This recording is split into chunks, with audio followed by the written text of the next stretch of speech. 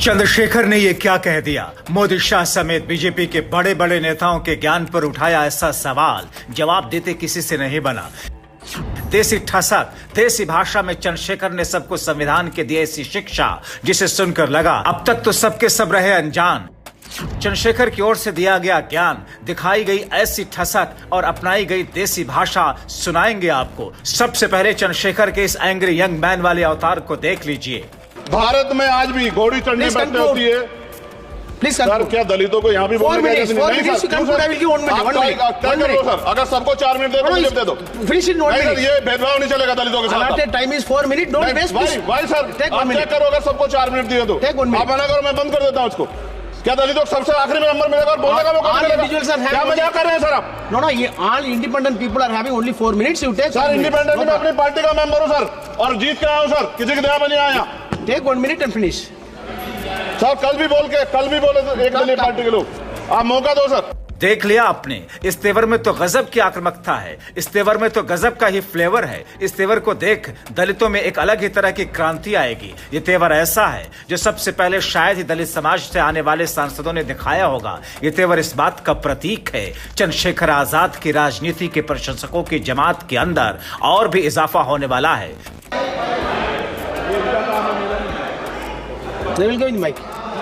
धन्यवाद सभापति जी। आगे सर, आगे।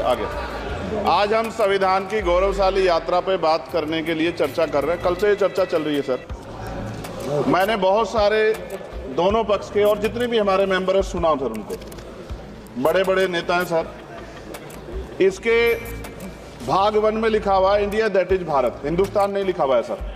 लेकिन सारे नेता संविधान पे चर्चा कर रहे हैं, लेकिन हिंदुस्तान ही कहेंगे, भारत कहने की हिम्मत नहीं जुटा पा रहे।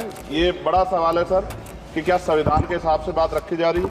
संसद में संविधान पर घंघोर चर्चा हो रही है। इस चर्चा में कई दिग्गजों ने अब तक पार्टिसिपेट किया। एक से बढ़कर एक नामचीन और दशकों के अनुभव वाले नेताओं ने भाग लिया, लेकिन किसी की जुबान पर वो बात नहीं आई जिसकी ओर चंद्रशेखर ने इशारा किया।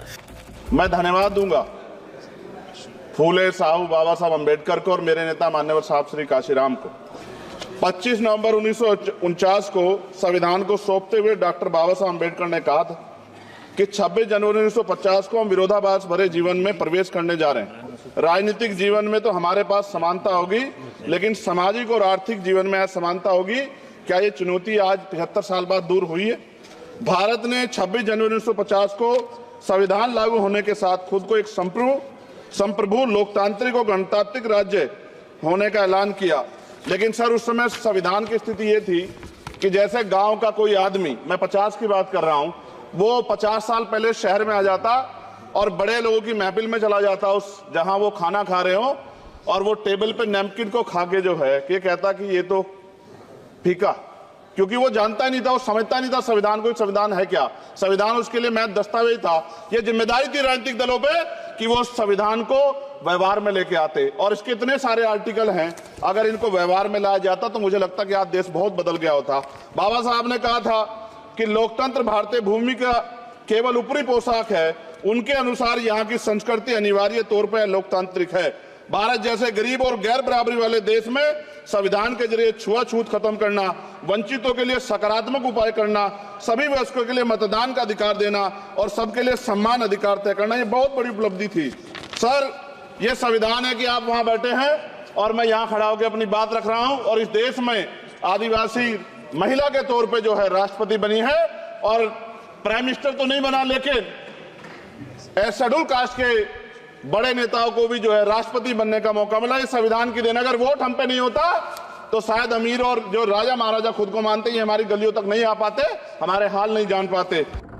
संविधान ने कितनी ताकत दी है चंद्रशेखर ने बता दिया, लेकिन चंद्रशेखर ये कहने से भी नहीं हिचके, सवाल करने से पीछे नहीं हटे। उस संविधान के साथ क्या हुआ, क्या से क्या करके किस तरीके से इस्तेमाल हुआ, चंद्रशेखर की यह शिक्षा आंख खोलने के लिए काफी है। इसके बाद चंद्रशेखर ने पीएम मोदी के अमृतकाल की पोल ऐसी खोली, पीछे बैठे सपा सांसद आदित्य यादव ने अपनी हामी भर दी। कितना बढ़ रहा है आर्टिकल 15 सर। भारत में आज भी घोड़ी चढ़नी बैठने होती है।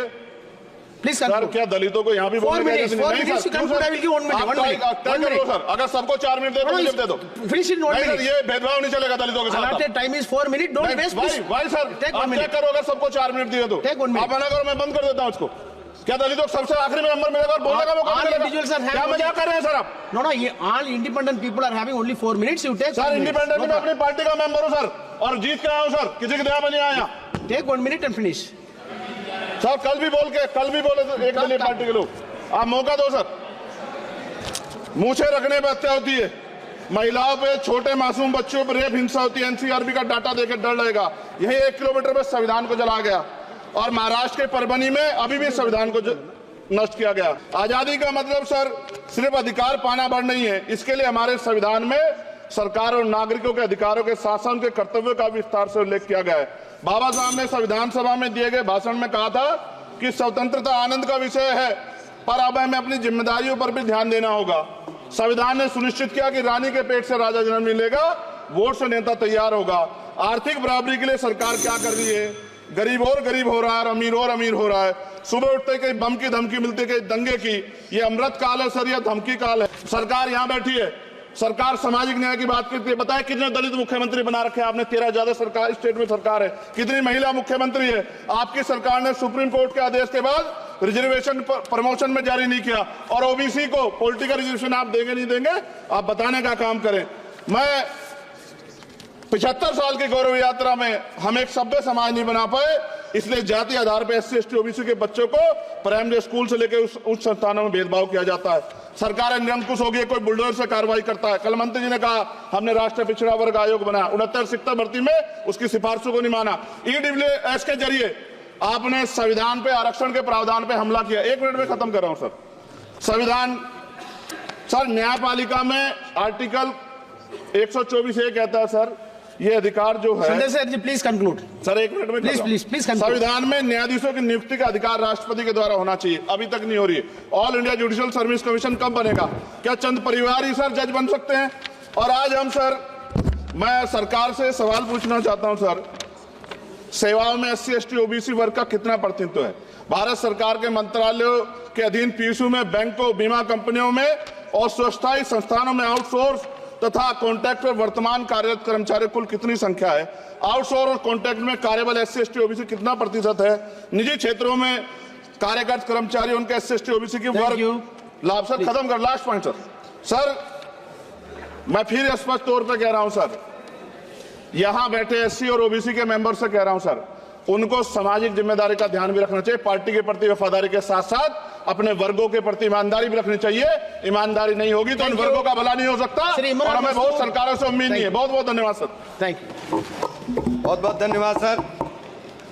आज संविधान की ऊपर चर्चा करने के लिए आपने चंद्रशेखर ने बीजेपी के अमृतकाल को धमकी काल करार दिया। एक तरह से बीजेपी को तरीके से धो दिया। दलित और मुस्लिमों की आवाज इस तरह से बुलंद की, ऐसा लग